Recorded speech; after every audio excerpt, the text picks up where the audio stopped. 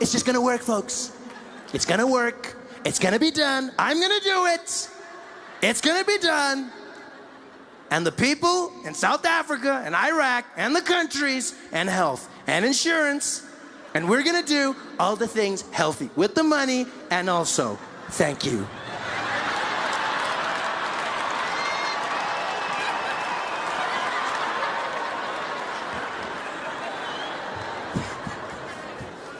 Donald Trump is losing his mind, saying the craziest things. We're gonna build a wall, and Mexico's gonna pay for it. I love how Mexico's like, we ain't paying for shit, man. We might build your wall, but we ain't paying for it, man. Stupid. Donald Trump's just doing his own thing. Everything seems to be going wrong for him. Now he's getting ready to start a war, launch a nuclear weapon. North Korea, they will know. Fire and fury. Fury and fire. Fast and furious. Tokyo Drift. Like no one's ever seen. This guy's gonna blow up the world, people. He's not having a good time. So I correct people all the time. I go, look, man, say what you want about Jacob Zuma. He knows his policy. Yeah, doesn't mean he's getting things right. Doesn't mean he's doing the correct things, but he knows his policy. You can't say they're the same, you know? And say what you want about Jacob Zuma, but he knows how to handle his ladies. Yeah, he doesn't have any problems there. Donald Trump, walking around in public, his wife smacking his hand away. Pa!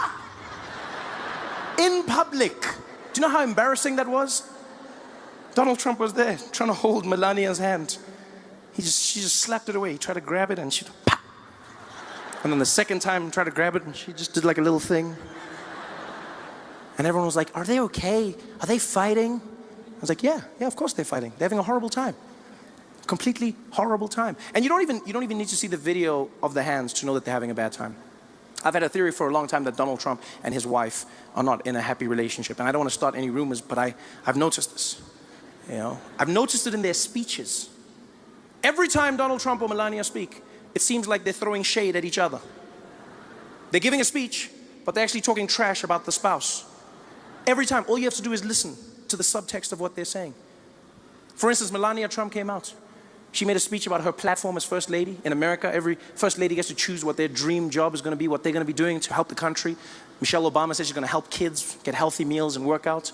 Melania Trump came out, and what did she choose? She came out, no one forced her, and she was like, as First Lady, I believe we need to fight against the cyberbullying. All of the people on the Twitter who are saying the bad things, we need to stop them. We need to make sure that they cannot carry on what they're doing. I was like, do you know your husband, lady?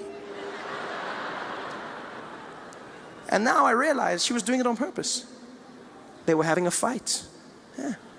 She probably got home that night, dropped her keys on the table. Donald Trump was sitting in the living room, turned on the lights. Hi, Melania. I saw what you said about me on the news. It was very not nice. Oh, hello, Donald.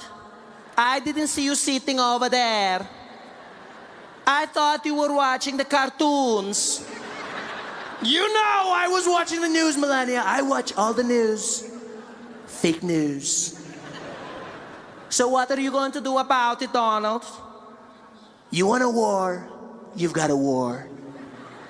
I'm gonna get you, Melania. You're gonna pay. Do your worst, Donald. Oh, it's on.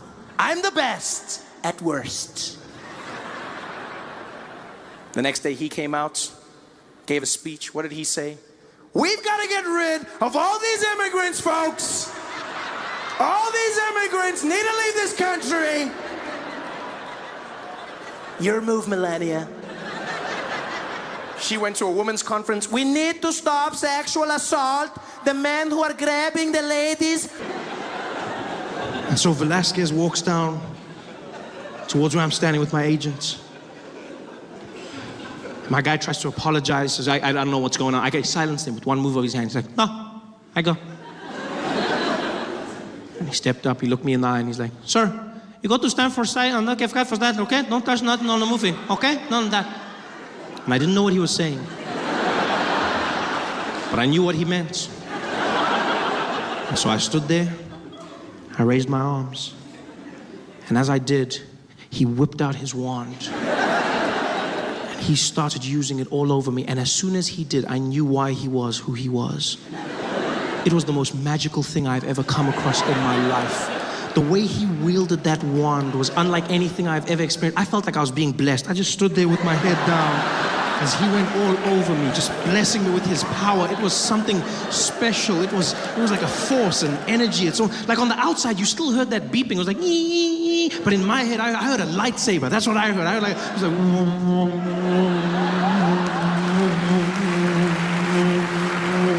because he was to me, a little Mexican Jedi. In fact, that's exactly what he was. He was my Mexican Jedi. Which, by the way, I feel would be a welcome addition to the Star Wars franchise. Yeah. No, I'm a big fan. I'm a huge fan of Star Wars. I love Star Wars. I was super excited when I found out they'd be making another one. I was losing my mind. I went back, watched all the movies, and I came to realize that there's no Mexican Jedis, not even one. There's no Mexican Jedis. Which is weird.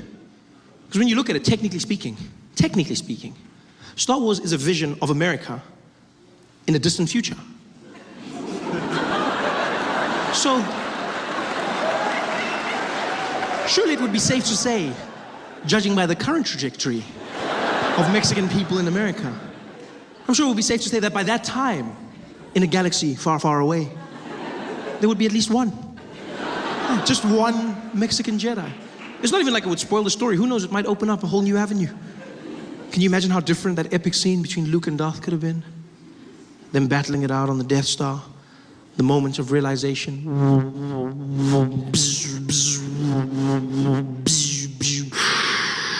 Luke. What do you want, you evil man? Luke. What do you want from me? No. Luke, man. Luke.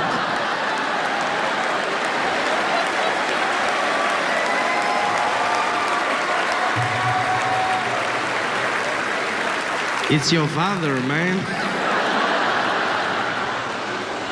But the pilots are calm, they cool. You know, you get into the air, they start making useless announcements that you don't even care about, you know? Just to give you that feeling that he knows what he's doing. You get up there, as the seatbelt lights go off, boom. Ladies and gentlemen, as you may have noticed, we've reached our cruising altitude. Currently sitting at 23,000 feet above sea level, cruising at about 720 kilometers an hour in this Boeing 737, one of our favorite planes in the Starflight Alliance fleet. It's a beautiful sunny day up here. We might encounter a few bumps, but nothing too hectic. The cabin crew will be taking care of you. In the front, we've got Esmeralda and Jonathan. In the rear, Simon, Dupitseng, and Ferrer. I'll be taking care of you. And if you need anything, don't hesitate to call. I'll let you know once we've begun our descent. Until then, please, calm. Always monotone. Always come over that system. She sits in a room quietly. They bring her the pages one by one. You can be in Heathrow, for instance. You'll hear that woman come on the system. Doom, doom. Attention all passengers. Please note this is an airport announcement. No passengers are permitted to leave any items unattended, as this may be seen as a security risk. Any unattended luggage will be removed by security and destroyed. Thank you. Dun, dun. Everywhere in the world, even if you go to like non-English speaking countries, they still conform to that norm. You know, you go to places like China where you wouldn't expect it, you know? You think, I see some of you probably think they'll be like, oh, don't even laugh, that's racist, don't even laugh. No, that's racist, you don't even laugh.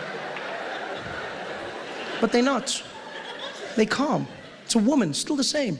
She's just another language. She'll come on the piano and be like, dum dum. And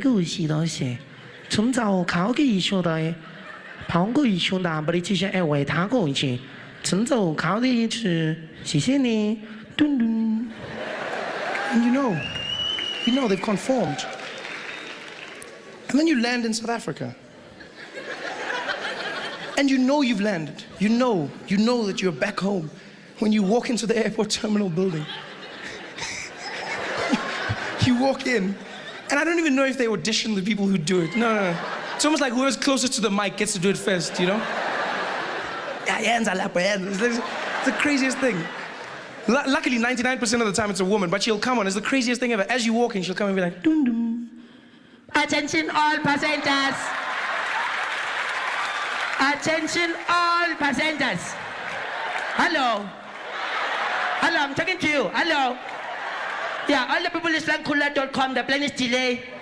The plane is going on 2, it's going on 3. Yeah, all the people must just take a ticket for that one. Going to have a problem, nah? Just take on that. If a ticket says 2, then it's going to be 3, nah? Then you mustn't complain when the plane is not there, because then I need to tell you now, then you must just phone the people that are coming to pick you up, must tell them, yo, I need my plane is changed. It's stuck. And then they start speaking to people in the background. They don't even turn off their mic. All they must just tell the people they are about. But tell you, I want to tell you, I drink. I need to lead in a hot drink. Yeah, I'm getting over here, I need to lead. Yeah, it's chicken. Yeah. I'm for the drumstick. I'm for the price. It's drumstick. Yeah. I'm for the drumstick. Okay, yes, I'm 7. I'm 7. Okay. All the people is like one time. The gate is changed. It's not D2. It's C15. It's not D2. It's C15. If you can go to D2, you can find nothing. Okay, bye-bye. But I need my chain. No, don't sign here. Shalva. Trevor. Shovel. Trevor. Shovel. Trevor. Shovel.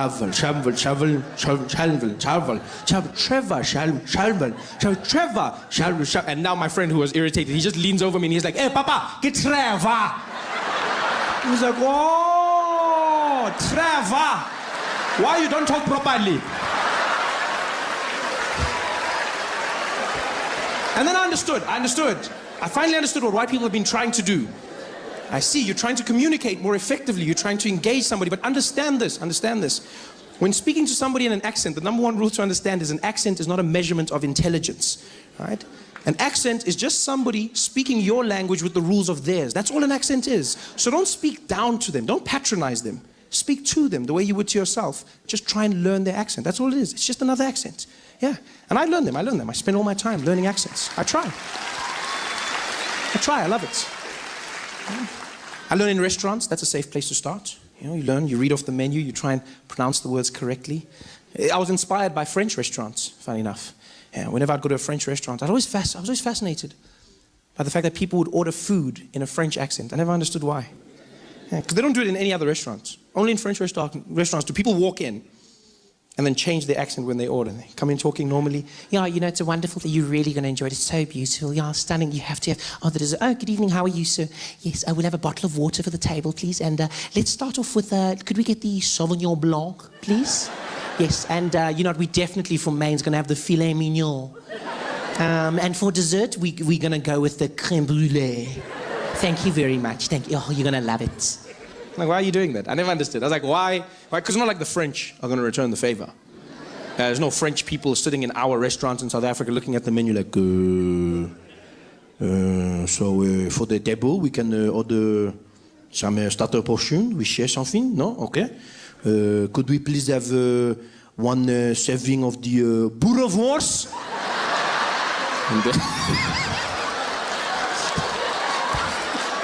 That's not going to happen. Hey guys, thanks for watching. Make sure to subscribe to my channel so you can win cool prizes. And by prizes, I mean surprise. There's no prizes. It's a free YouTube video, you greedy. Just click the video, man. Why you want